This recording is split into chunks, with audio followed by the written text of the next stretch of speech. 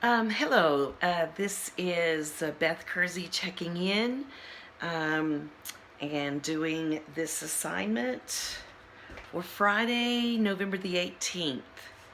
So I am pitching my paper to you guys and also to Professor Machiavella. So, first of all, I'm fine. Living best life I've ever lived. I'm working like we all are, and I am.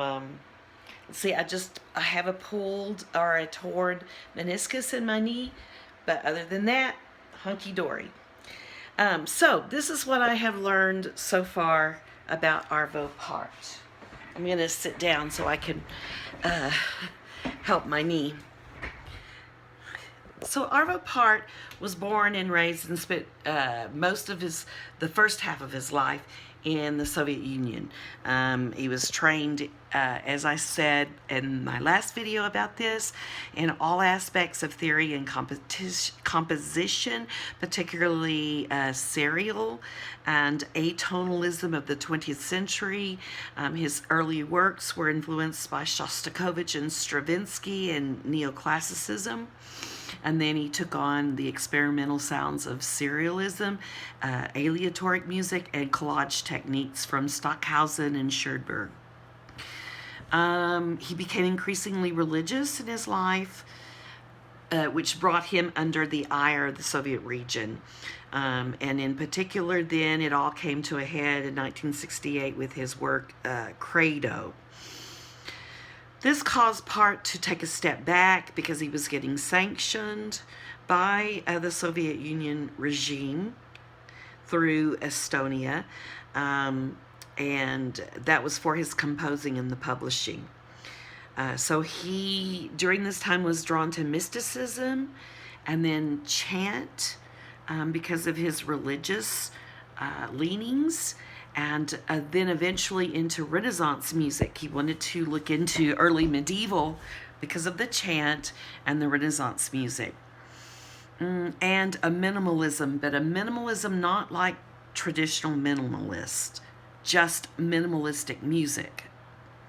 Not that, yes, repetition is important, but not the driving force. He was also very much into periods of silence. How could silence influence his music?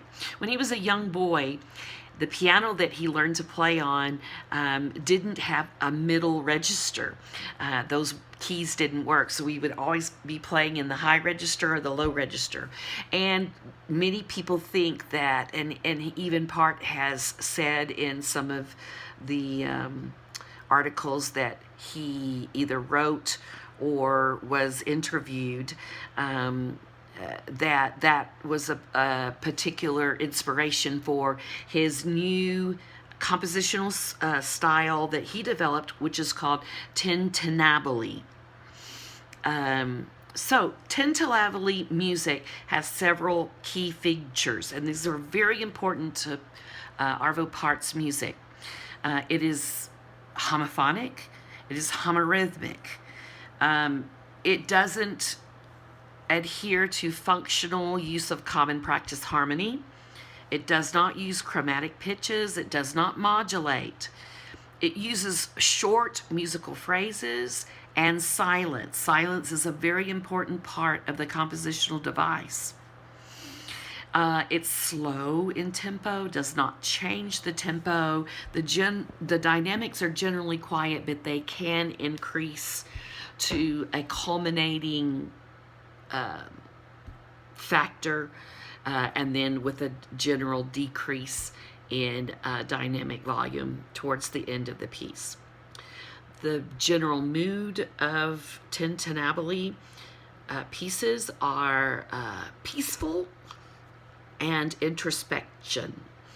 This is a formalized compositional plan based on a series of rules that Part has come up with. So now this is my paper. So this is my thesis. It may change, probably will change as I start writing. I'm hoping to start writing my paper next week. because as we saw in Dr. Machiavelli's drafts, I mean, she wrote, you know, multiple drafts. We're not talking one or two, 20.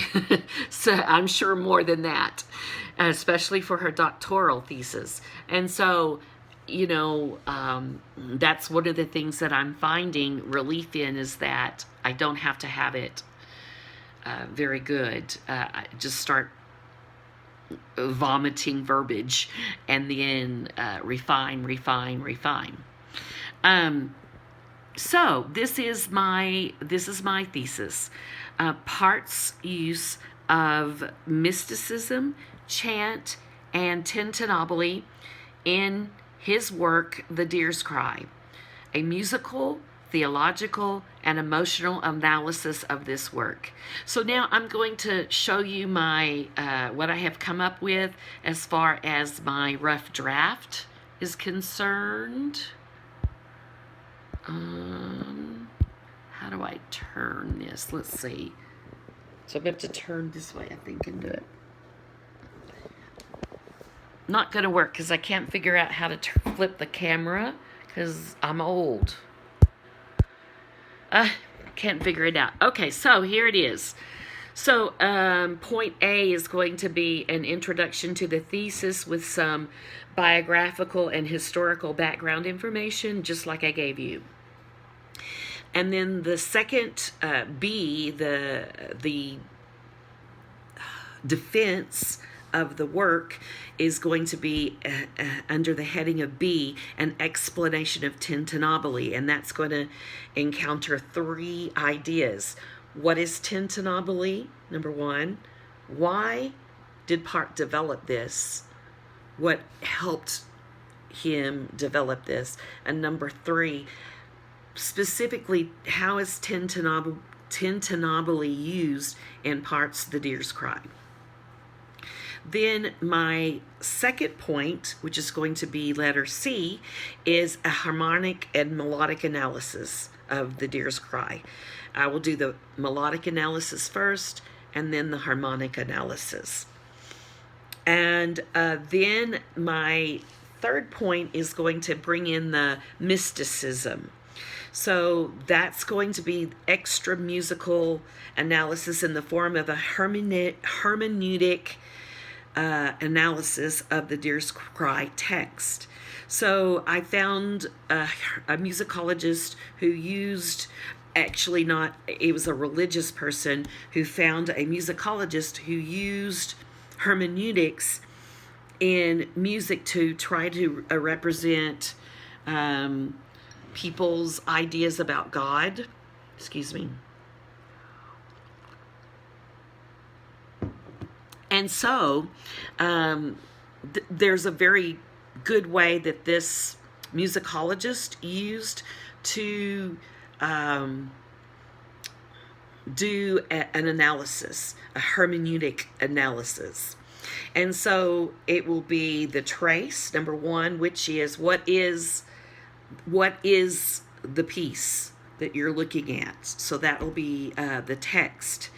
And I'll be looking at that. And that the text of The Deer's Cry actually comes from a prayer that is attributed to St. Patrick of Ireland, called the Lorica of St. Patrick. Lorica is a Latin word for breastplate. So it also means armor.